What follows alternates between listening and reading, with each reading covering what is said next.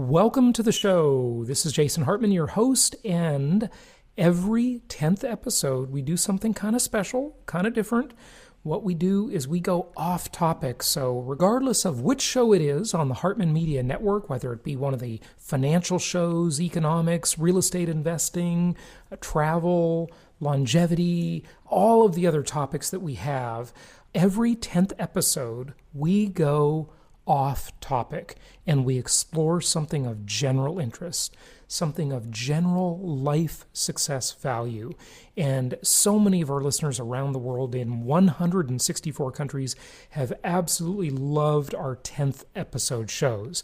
So that's what we're going to do today. And let's go ahead and get to our guest with a special 10th episode show. And of course, on the next episode, we'll be back to our regular programming. Here we go. This show is produced by the Hartman Media Company. For more information and links to all our great podcasts, visit hartmanmedia.com. Welcome to The Commercial Investing Show, where we analyze, explain, and exploit the opportunities presented in today's commercial property marketplace. If you're interested in apartments, mobile home parks, self-storage facilities, and other income property, you've come to the right place. We'll explore what's hot and what's not in markets nationwide in the relentless pursuit of return on investment. Here's your host, Jason Hartman. It is my pleasure to welcome Curt Doolittle to the show. He was referred by Rudyard Lynch, who's been on the show before, and he is the founder of the Natural Law Institute. He studies the culture war, economics, just a whole bunch of historical context for all of this, and we're going to take a deep dive into that today. Curt, welcome. How are you? Glad to be here. Thank you very much for inviting me. Yeah, it's good. I will try my best not to over-nerd the audience, and I count on Jason as a experienced interviewer and moderator to try to prevent the autism from running away with some nascent detail I find absolutely fascinating, and is not so to the audience. So yeah, hopefully it'll work. We're no strangers to getting a little nerdy and taking deep dives in here. So yeah, I'll look forward to it. But Curt, you have some fascinating thoughts on really how we got to where we are in terms of culture today. It has certainly changed a lot over just the last couple of decades. Why don't you just kind of start with that and we'll take it from there. Right. So the way you best educate people is to give them an example from history and then show that it's a repetition of the example from history. So what happened when the Greek and Roman world overtook the Middle Eastern world? The Middle Eastern world had been a bunch of rivers, right? It's the place where you go to get food. There are actually really easy to put political systems in because you can police rivers cheaply because you can use boats to police them. And so there's a lot of great stuff there, but it's incredibly tribal. And because it's in the intersection of 4 continents, there's always a wave of new troublemaking guys on horses or foot or with some kind of new weapons coming in and killing off the aristocracy and putting the new one in place. Right? So all of a sudden, the Indo-Europeans come around, and the Greeks and the Romans build this new world, and they create trade, even better, broader range of trade. And this tends to create a situation where Roman administration is trying to bring all these tribal folk who have previously been basically under what Nietzsche would call slave morality, or had been subjects, into the Greco-Roman model of European responsibility. And they don't like it. So what happens is, as all cultures do, they try to preserve what they had before, which is a religious culture, and in their culture, they eschew responsibility at the individual level, and they push it up to others, so I'm only responsible for this. Well, okay. So what happens is, of course, you create you create more wealth and opportunity, so more people have more choices. So this idea that you can raise yourself up from the station, but you're still bound by your previous instincts and traditions and customs. All right, now let's fast forward to the Industrial Revolution. That same thing happens. Around 1200, the Europeans start to restore the European method, right? They develop the Hanseatic League, restores trade. The Muslims conquer Byzantium and close the ports. The Europeans develop the age of sail, unite the world, make fast international colonization and trade. We're so crazy. So there's this huge explosion of wealth that results from a series of sail, commercial, financial, industrial, scientific, and technological innovations that happen, right? So what happened is we raise people up. And every time a civilization raises people up, it moves people from one class to another. And when they do that, they only know the traditions of their class. They only know the mythos, the ethics, the morals, the virtues, the means of argument, the rituals, the status of their class. And so when you move them up, they have resistance. They prefer the consumption available at the new level, but they resist the responsibility at the new level. In other words, they pursue the consumption available, but they eschew the responsibility available. What did we do? We hit the Industrial Revolution that raised people up, and instead of getting Christianity like we did in the old world, we got Marxism. What's the difference? There isn't any. It's the same set of promises, moved from theological terms to pseudoscientific terms. To more like present day, almost economic terms, right? Right. It's interesting. I wonder if that's an interesting thing about, certainly people don't want to take responsibility in so many ways, and it's such a sad state of affairs. And they're not always able to. Understood. I wonder if that's sort of, speaking to that point, actually, I wonder if that sort of kind of plays out like a Peter Principle concept, where in people's career, they rise to their level of incompetence. Well, you're jumping ahead, but what do you think's happening now? Yeah, right. Okay, so let me just finish my arc. Yeah. Right, and I'm sorry, and it's just these stories. No, go right ahead. Arcs of history take a bit. Yep. I mean, Zion does a pretty good job. I'm not as practiced and articulate as Peter. So when we get to the Industrial Revolution, but what happens? So the Enlightenment brought in the middle class, the Industrial Revolution brought in the working class, and the World Wars brought the women in, right? And so what's happened is that because men made all those previous revolutions, it wasn't until the introduction of women into the voting pool that we had a different moral and ethical foundation with which to generate political demand. And so while you have men in this process, men are inventing all the new crimes, they're inventing new opportunities, technologies, political systems, whatever, and women are still limited to the household. But the Industrial Revolution and the warrior come in, you need the demand for labor, and all of a sudden, women are able, but they're actually I'm from Canandaigua, New York, which is where Susan B. Anthony did her thing. So, I'm very familiar with this in my background. So the movement's been happening quite a while, but we really didn't have political effect until the women were integrated into the system. So all we're really seeing now is we're seeing the expression of the middle class in the Enlightenment and their lies, frankly, about the monarchy. And we're seeing the labor come in and their lies, frankly, about capitalism. Now we're seeing the female come in and their lies about masculinity.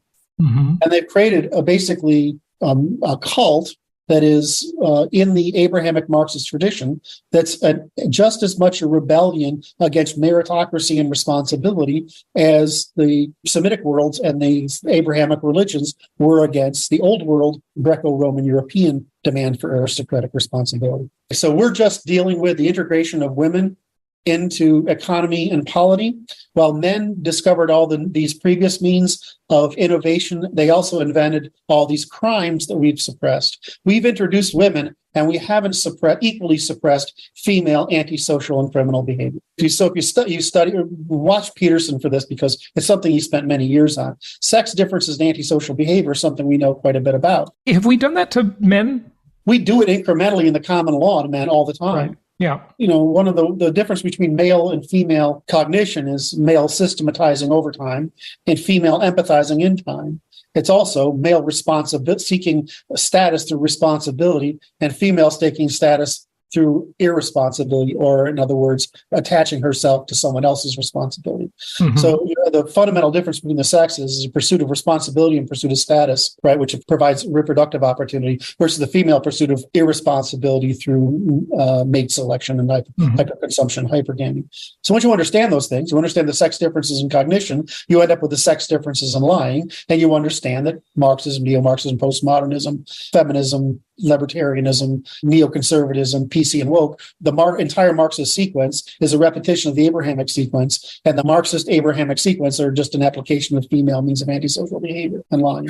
Fascinating. Okay, so the more things change, the more they stay the same. It's just so, I tell people tease me, I'm wired so that I want to give people the benefit of the doubt, but it makes it a lot easier when you realize we're almost all just bots running on genetic information, genetic biases that are just provided with tools for which to negotiate within a civilizational tradition. And that civilizational tradition is at least 5,000 years old in every case.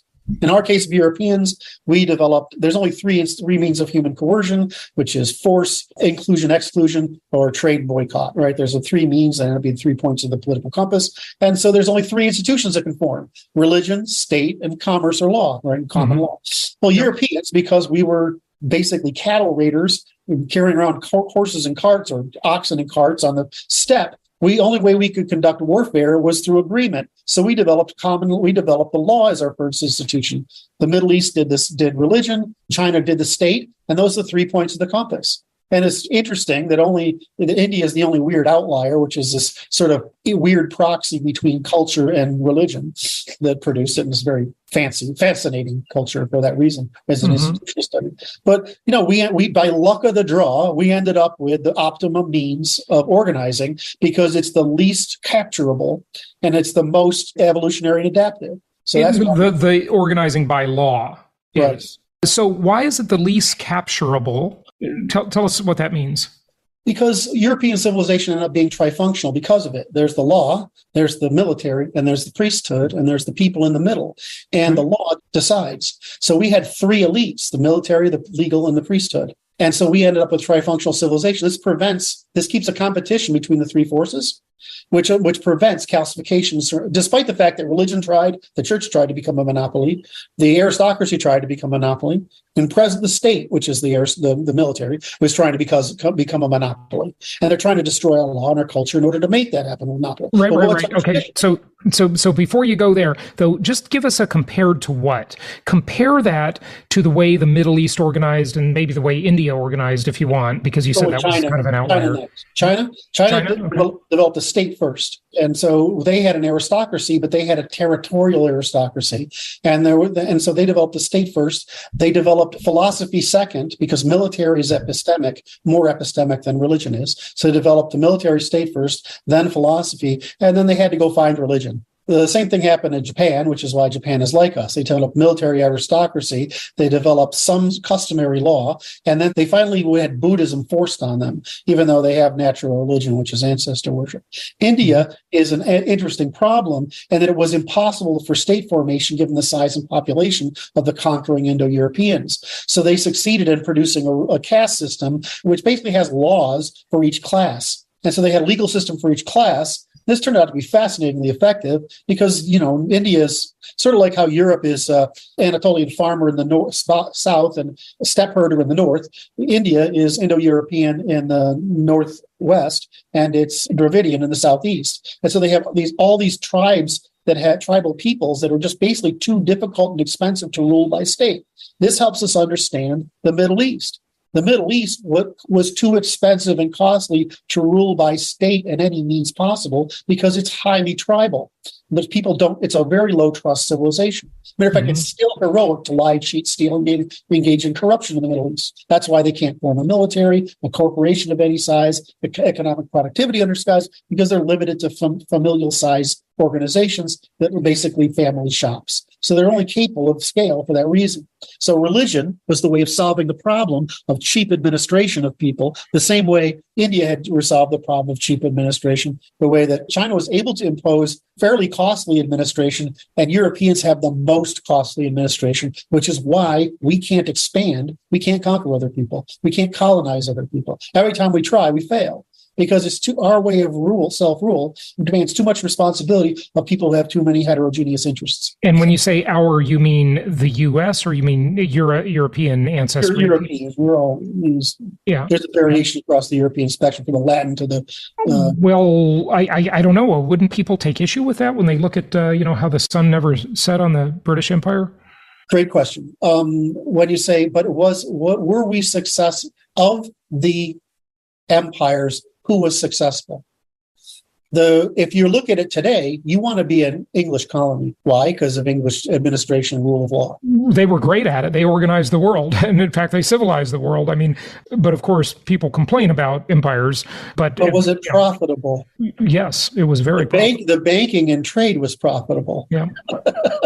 But it became unprofitable over time. Yeah. That's what we learned from colonization. It actually doesn't work. It's too expensive. So then you look right, at the but I would argue that it actually lifted up so many countries that were once territories. I mean, absolutely correct. Two different questions. They would be, nobody ever asked compared to what? I mean, look at how those countries would be had the Brits never come in there, right? I'm not saying it was good or fair or anything. I'm just saying, what if? Right. That's I think this is common knowledge. The audience may not know this, but I just want to make a note that I'm making the opposite point, that it's very hard for us to try to colonize other people. It works best when you take Europe. Our ancestors killed all the men and took over all the women in Europe. And then when you took over the states and took over the US and Canada and Australia, we basically replaced the population. That's different. Now, can you modernize the population? Can you bring them into search? Certainly. You certainly don't want to be a French colony. It might be okay to be a Spanish colony, and it's certainly best to be a British colony. And so I'm not making an opposite. I'm saying for us, can we sustain that empire? And the answer is it's really hard to do so because it's hard to justify it. It's different for land empires because they're right next door. But naval empire is a different question. So all I was trying to make the original question, I'm not going to do it. You'd have to be crazy to say, because when you look at the places that were colonized, the people that were, you want to be colonized. Yeah. You want to be Nigeria, which has got the English model down the best, right? But it's still hard for you because of demographic distributions. But anyway, the arc I was simply on was saying that we developed law first as our first institution. We developed trifunctionalism as a response, which is a competition between the elites moderated by law. And this is the most expensive system of administration because it's the most behaviorally expensive system to ask people to adhere to. And that's because it's the most emotionally, psychologically, and mentally demanding, because responsibility is demanding. And so we have the high trust society because we're the most demanding society, and we're most demanding society because we have the most responsibility. The only people that are close to the Japanese and Koreans. Very interesting. Okay, so where does that take us? What does it tell us about the future, for example? It tells us about our current crisis is women's instinct is the opposite of man, to eschew and externalize all responsibility. So what are they voting for? So they lean left and vote for more socialist type of agendas, certainly.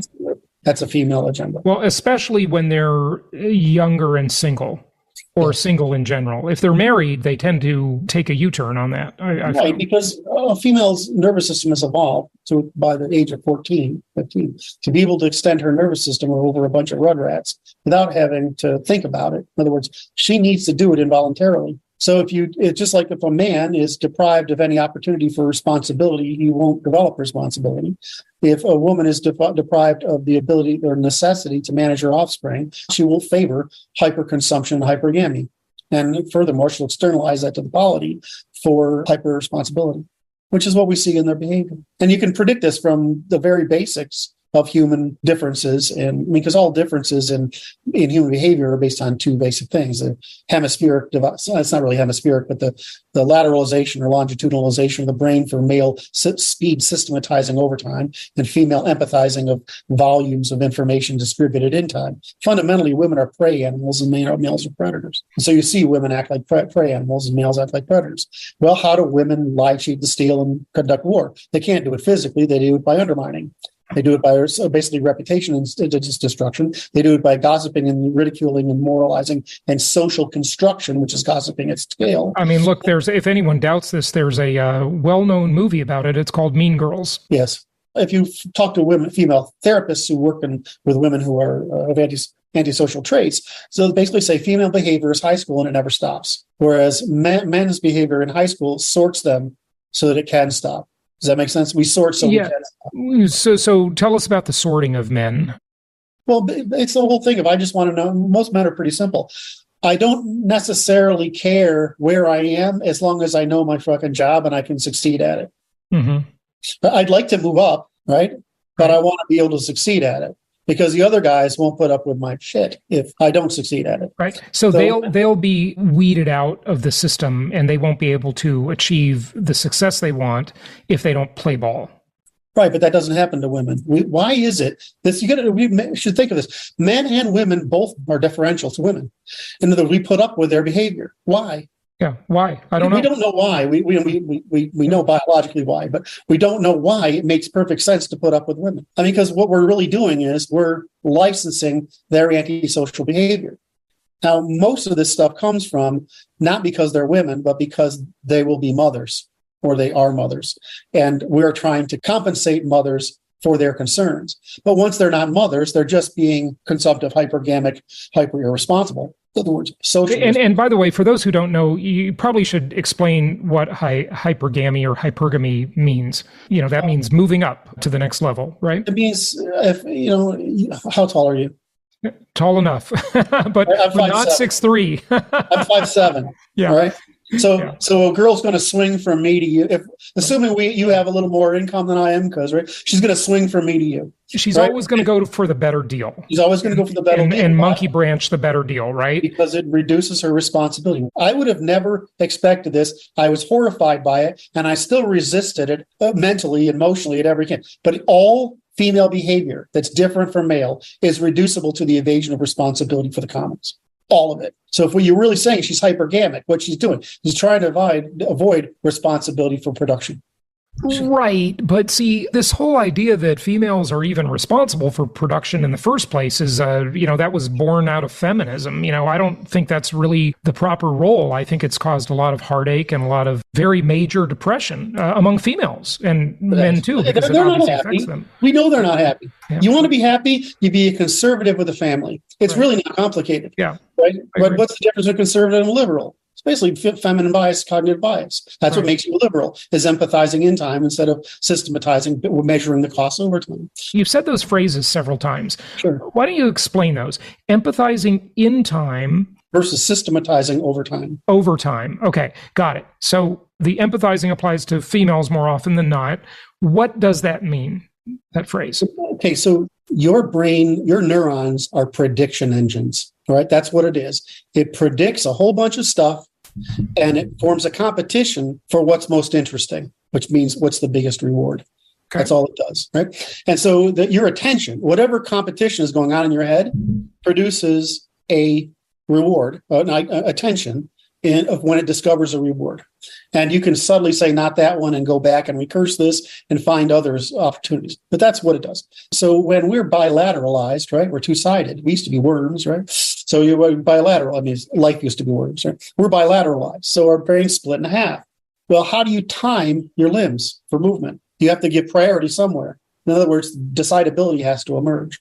Well, in human beings, it turned up being the predator response in the right hand and the prey responsibility left, and the left hand is the right brain and the right hand is the left brain. And so what happened in the sexual division of labor took advantage of this, which is the female prey and the male predator.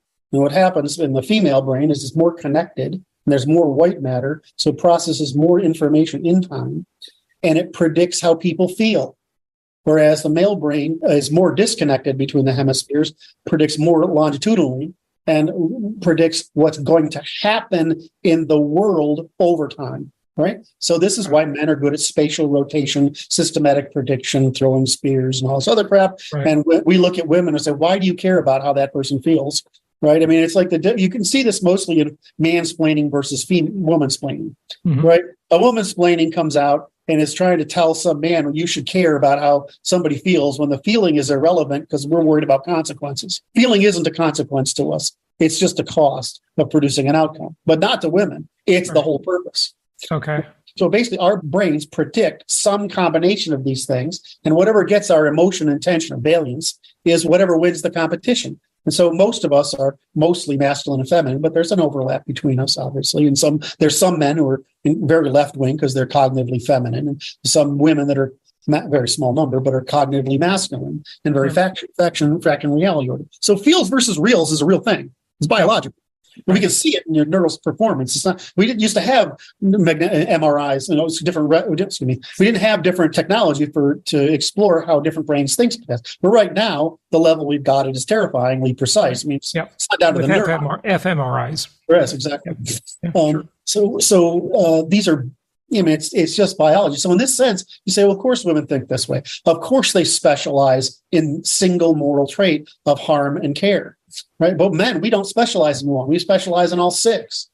loyalty and hierarchy and disgust and purity and liberty and proportionality. They were there just in harm, care, and fairness.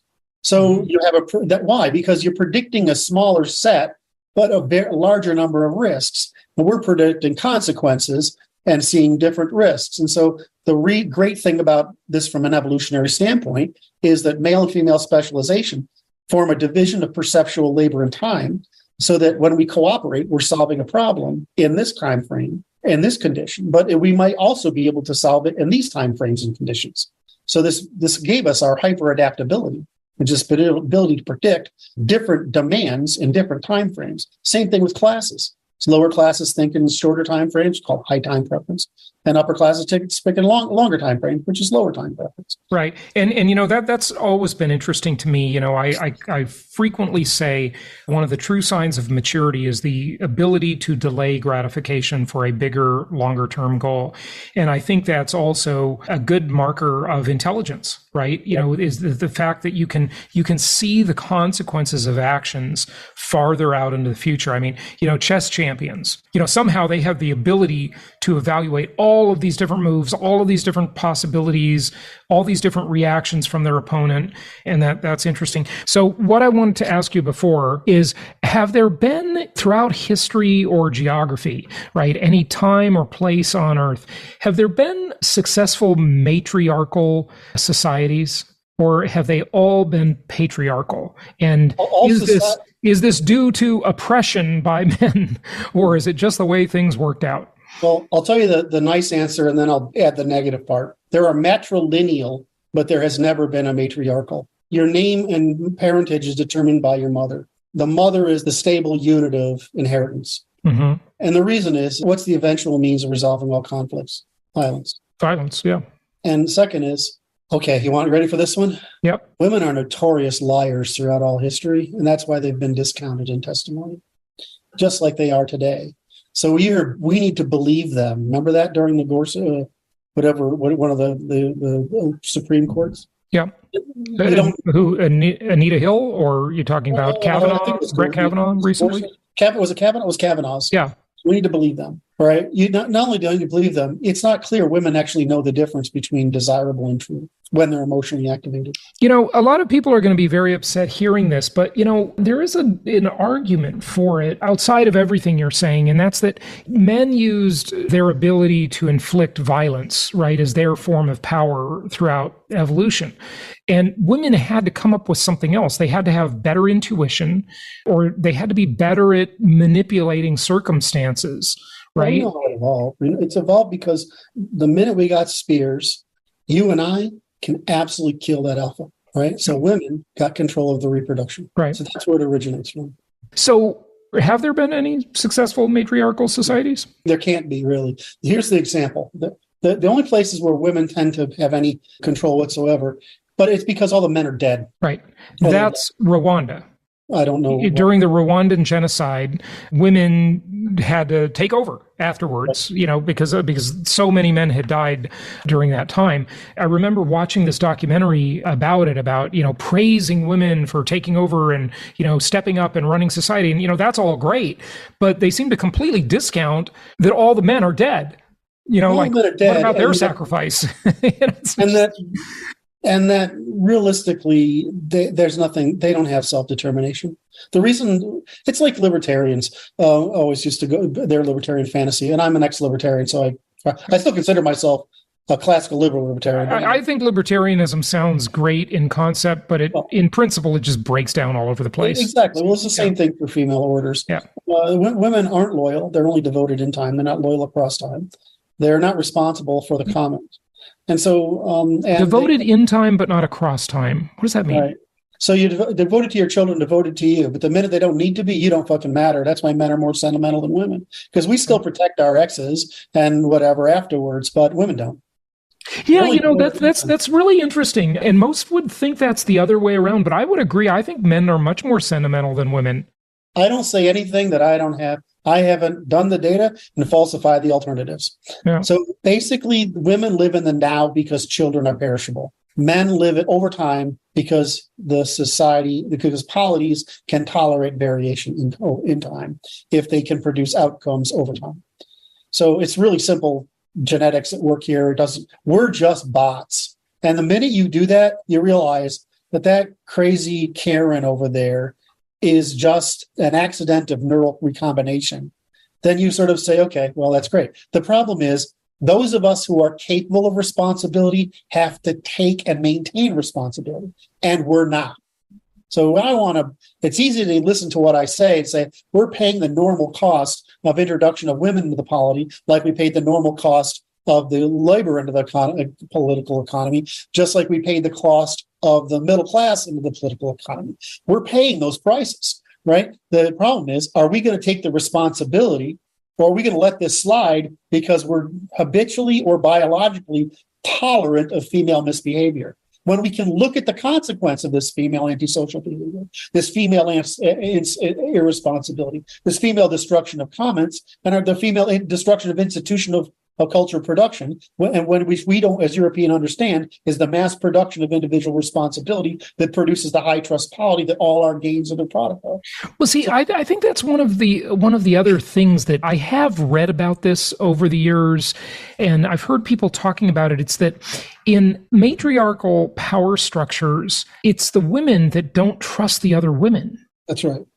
So you can't have a working, like you certainly couldn't have a military without the people trusting each other, right? You have to trust your partner who's in that foxhole with you, I mean, and it's worse. You have to obey him otherwise, because you have to assume you don't know.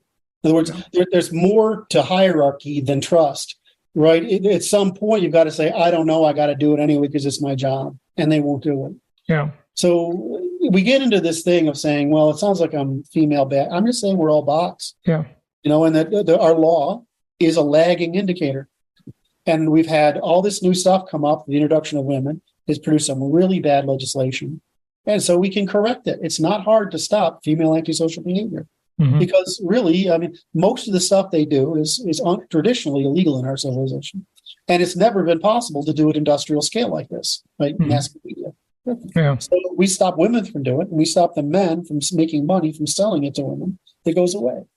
It's really easy. We just got to stop it. Now, what does that take? Well, I mean, most of my work ends up being constitutional reform, strict construction of formological law that gets rid of these problems and cures a lot of the problems that have come around. But that's too heavy for the audience. Yeah. Very interesting. Well, certainly some big topics here. We're going to have some angry people after listening to this, I am sure. But I don't like it either. Don't blame me. I don't like it either. Yeah. Copernicus figured out the sun. Right? Yeah. I mean, I don't like any of this stuff. Darwin figured evolution. I don't like any of this stuff. It doesn't matter what I like. Yeah. It matters what allows us to cooperate together.